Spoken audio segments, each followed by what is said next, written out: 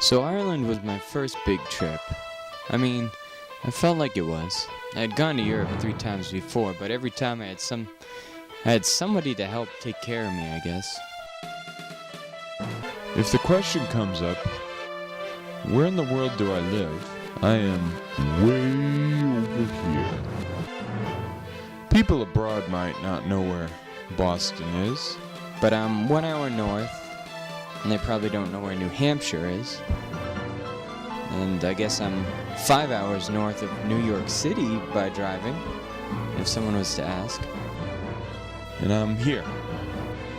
This trip started when I was looking for my town library on the internet, and I saw links on Google to Ireland. I had no idea there was a London, Derry, Ireland.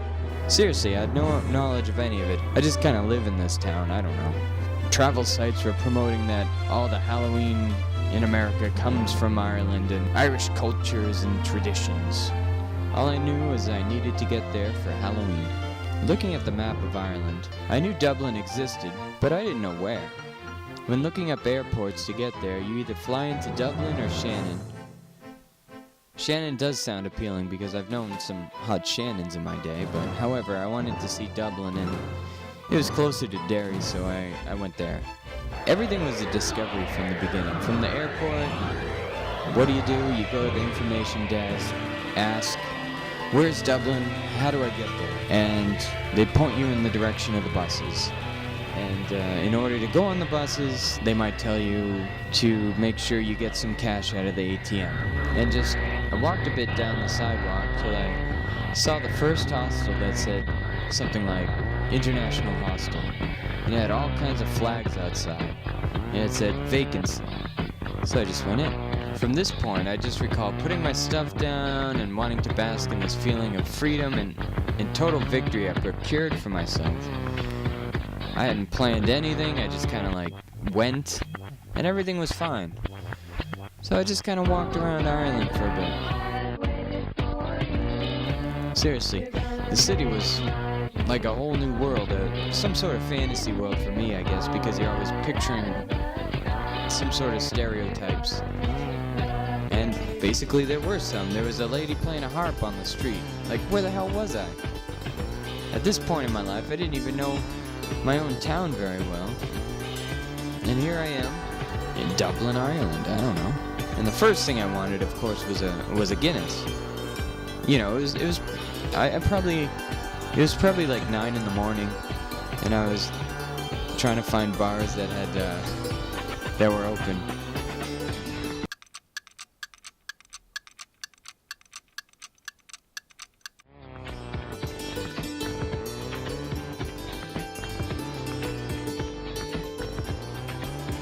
Trinity College was packed with students, hustling to go to class, and everyone just looked like Americans. I couldn't really tell anything different about it.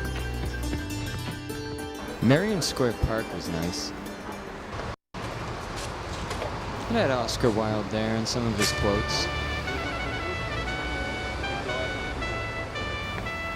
Let's see if I could do an imitation. A cynic is a man who knows the price of everything and the value of nothing. I drink to keep body and soul separate.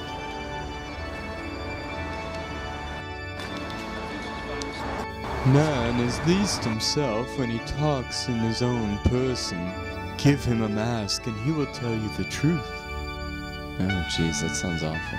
I really like this last quote. Lying, the telling of beautiful and true things, is the proper aim of art. Anyway, I was really impressed with everything that I saw, though at times I wasn't sure what I was looking at. And it didn't matter, really. Everything was quite beautiful and mysterious. I guess that is the beauty of traveling.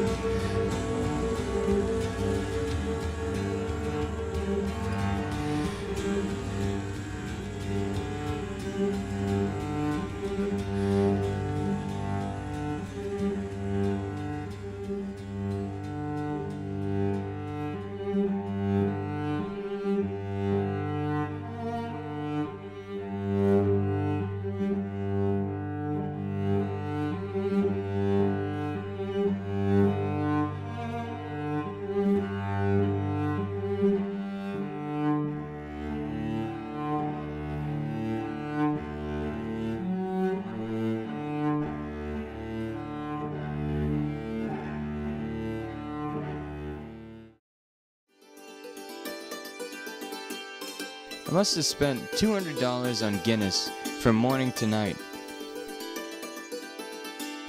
It was only a year before that I actually had my first drink of alcohol. Or specifically got totally wasted, and I had Guinness only a few times earlier in other places. But I wanted to see how accurate it was that Guinness tasted different in Ireland. It was quite good over there. It was like a smoky chocolate milkshake without the milk or the chocolate, I guess. So, just, you know, the consistency.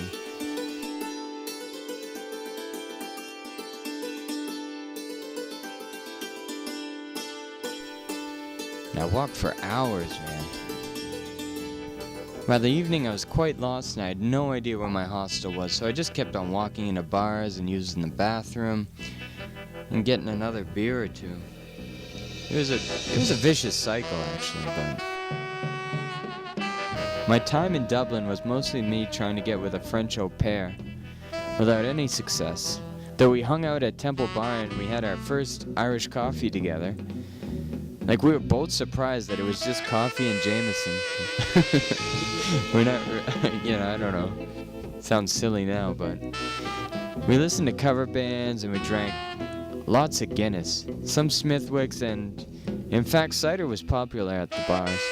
The floors reeked of apple vinegar from the spilt cider, which wasn't bad, I guess. Mostly I drank Guinness until I was stumbling, though. On my last day, an Irish guy gave me one of these Budweisers and said, "This is the real Budweiser." I don't know. I guess it's because I was American. Basically, in a drunken stupor that night, I slept outside the bus station in the cold. The next few days, I was extremely sick.